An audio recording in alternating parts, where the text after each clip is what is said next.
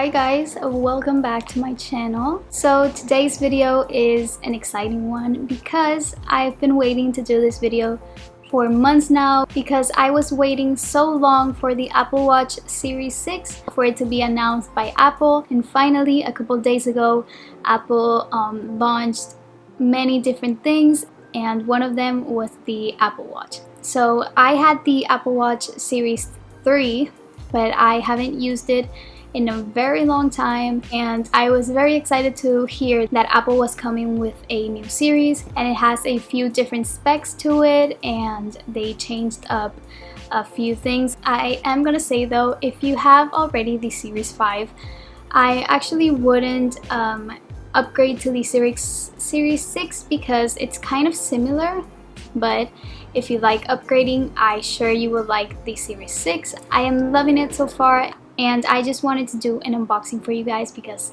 I love to watch these videos and I love making these videos. I already have a few unboxing videos of an Apple products that I own, and I am so excited to try out and customize my Apple Watch, and I am gonna do a customization video for the Apple Watch, and I am so excited. So I just wanted to pop up here real quick and chat with you guys a little bit and tell you that I am gonna do those videos.